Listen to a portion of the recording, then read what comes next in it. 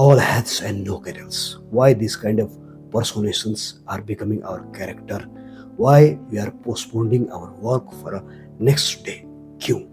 All heads and no candles का अर्थ यही होता है कि हम बड़ी बड़ी बातें तो कर लेते हैं पर उससे एंड तक आज हम नहीं पहुंचा पा रहे। आज आपने महसूस किया होगा कि हम फ्यूचर्स को लेके उतना फोकस्ड नहीं है जितना हम पहले हुआ करते थे। हर चीज हम कल पे छोड़ देते हैं। रील्स देखने में, मोबाइल्स देखने में हमें किक, सेटिस्फैक्शंस मिलते हैं पर बाकी चीजों में हम उतना फोकस्ड नहीं है। 2020 यानी कि 2020 में कोविड-19 के बाद हमारे जीवन में कौन सा एक ऐसा मिस्टिकल सबकॉन्शियस ट्रॉमा आया जिसके कारण हम ऐसे हो गए हैं?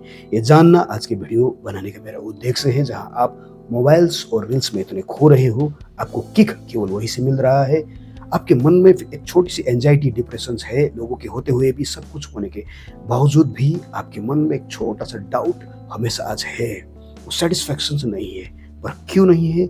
यही तो है ब्रेन फॉग का इफेक्ट, जिसे जानना, बताना आज मेरे वीडियो बनाने का उद्देश्य है। वीडियो के अंत तक बने रहिए ताकि आपको समझ में आए कि आपके फोकस्ड, आपके करियर, आपके फ्यूचर्स, आपके कैरेक्टर्स और आपके रिलेशंस डेंजरस कंडीशंस में है यदि आप इस ब्रेन फॉग कंडीशन से बाहर नहीं आ पाए। कैसे? आइए समझते हैं। हमें मोबाइल्स देखना बड़ा अच्छा लगता है, उस रील्स पे हम खो जाते हैं, पर आप जानते भी हो कि उस रील्स को देखते देखते आपके माइंड पे एक मिस्ट्री यानी कि एक ब्रेन फॉग उत्पन्न हो रहे हैं। एक ऐसी फॉग जिसके कारण आपकी स्मृतियां यानी कि सोचने की क्षमताएं, मेमोरीज लॉस्ट होते जा रहे हैं क्योंकि ब्रेन थक जाते हैं दिन भर रील्स और मोबाइल को देखने के कारण। हार्वर्ड्स के प्रोफेसर जॉन रेटी ने एक बहुत बड़े रिसर्च किए जहां उन्होंने न्यूरो सिस्टम्स पे कुछ प्रोटीन को स्प्रे किए, यानी कि मिरेकल्स ब्रेन प्रोटीन जिसे कहते हैं। जब उन्होंने उस प्रोटीन को स्प्रे किए तो हमारे माइंड एक्टिव हो गए थे। वहां जिस तरह से रूट्स डेवलप्ड होते हैं उसी तरह से हमारे माइंड भी रिएक्टिव हो गए थे। लेकिन ये मिरेकल्स ब्रेन प्रोटीन्स कोई प्रोटीन नहीं है, बल्कि ये एक वर्कआउट के जरिए आने वाले थॉट प्रोसेस, साइकोलॉजिकल कंडीशंस है। जहां जॉन रेटी कहते हैं कि यदि आप एक दिन में कुछ घंटों के लिए एक्सरसाइज करते हैं या कुछ वर्कआउट करते हैं जहां आपके दिल की धड़कन आपके माइंड तक एक प्रोसेस पहुंचाता है कि यू आर एक्टिव, तो उस वक्त रील्स से थका हुआ ब्रेन यानी कि मोबाइल देख देख के आपके ब्रेन जो डल हो गए, उस वक्त उसको एक नया एनर्जी मिलता है। क्योंकि कुछ पल के लिए ही सही आप उस मोबाइल्स की दुनिया से, उस रील्स की दुनिया से, माइंड कंट्रोलिंग की दुनिया से दूर रहते हो, एक्सरसाइज और नेचर के साथ, खुद के साथ सबकॉन्शियस लेवल में कनेक्टेड रहते हो। तो इसलिए आप कुछ पल के लिए एक्सरसाइज यदि करते हो तब भी आप ये भूलने की बीमारी या कल पे डालने की बीमारी या लेजीनेस जैसे ट्रॉमा से बाहर निकल सकते हो। एक्चुअली इसे ब्रेन डिराइव न्यूरोट्रॉपिक्स फैक्टर यानी कि BDNF भी कहते हैं। साइकोलॉजी में इसे ऐसा मान्यताएं और नाम प्राप्त हुए हैं जो जॉन रेटी ने हार्वर्ड्स में रिसर्च किए थे। खैर, अगर इसी तरह से रील्स से थोड़ा सा छुटकारा पाना चाहते हो तो एक उदाहरण स्वरूप में महाभारत के कैरेक्टर को भी आपको बताना चाहूंगा जो भी काफी दिलचस्प है। यानी कि जिस तरह से कर्ण भूल गए थे अपने सारे मंत्रों को उस कंडीशंस में, उसके साथ ऐसा क्या हुआ था जैसा हमारे साथ में आज ऐसा हो रहा है। यानी कि हम चीजों को भूल जाते हैं, हर चीजों को कल पे टालते हैं। जब जरूरत होते हैं तो हमारे माइंड केवल रील्स और मोबाइल में फोकस्ड है, पर एक्चुअल फ्यूचर और गोल में हम उतने किकिंग या फ्यूचरिस्टिक्स या फोकसिंग नहीं है, बस मोबाइल्स में ही इंटरेस्ट है। कहने का अर्थ ये हुआ कि जब इंसान अपने रियल लक्ष्य से भटक जाते हैं, कभी कभी उन नेगेटिव थॉट प्रोसेस के कारण, कुछ गलत करने के कारण, तो उस वक्त हम हमारे मूल कैरेक्टर से भटक जाते हैं। यानी कि जैसे कर्ण ने कुछ गलतियां किए थे, कुछ झूठ बोले थे, उसके कारण उन्हें एक श्राप मिला कि आने वाले दिनों पे जब भी तुम्हें जरूरत पड़ेगी तुम अपने रियल कैरेक्टर्स, अपने मेमोरीज को भूल जाओगे। उसी तरह से यदि हम रील्स पे रील्स देख रहे हैं, इस कनेक्टिविटी को अगर हम जोड़े तो यदि हम जिस तरह से रील्स पे रील्स देख रहे हैं यानी कि हम गलत चीजों में खो रहे हैं, हमें पता है कि ये गलत है पर फिर भी हम झूठ बोल रहे हैं खुद को, यही मेरा दुनिया है। एक इंटरेस्ट केवल मोबाइल में रील्स पे खो जाने पे हम अपना समय व्यर्थ कर रहे हैं, तो डेफिनेटली आपके गोल और फ्यूचर्स आपसे दूर ही रहेंगे क्योंकि आपके माइंड में एक ब्रेन फॉग आ रहे हैं।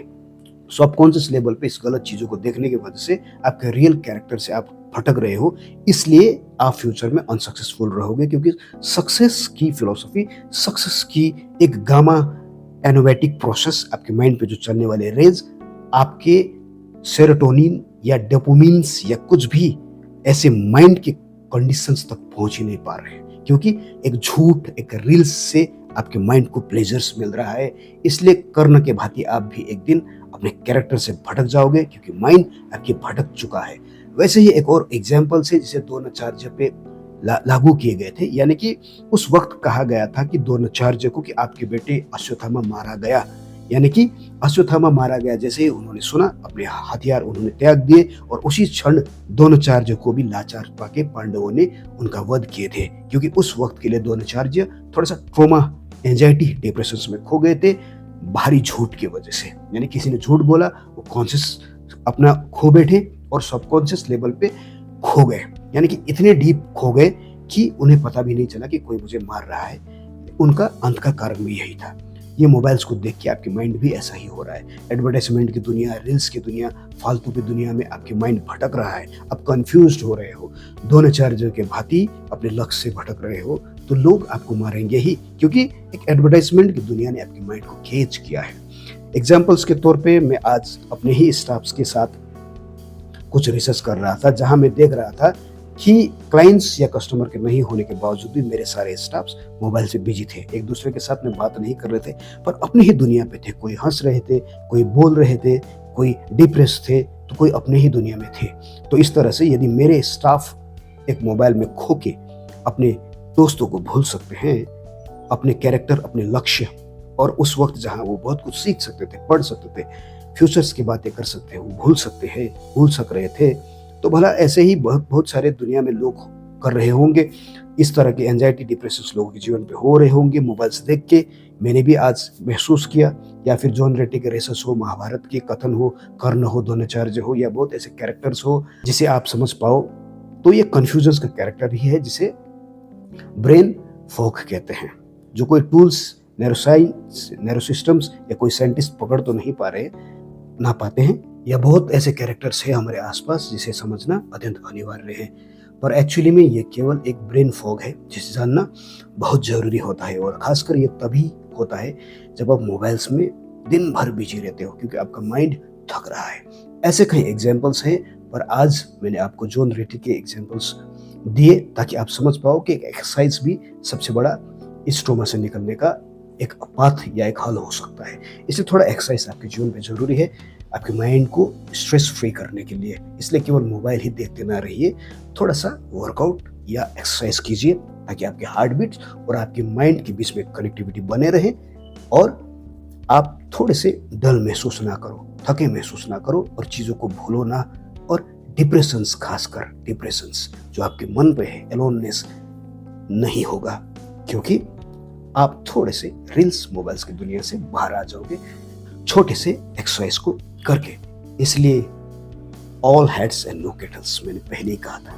बड़ी बड़ी बातें लेकिन कुछ नहीं कर पाने वाली फिलोसफी इसलिए हो रहे हैं क्योंकि दिन भर आप अपने समय मोबाइल्स और रील्स पे व्यर्थ कर रहे हो, एंजाइटी में फंसे हो। सोचिएगा जरूर।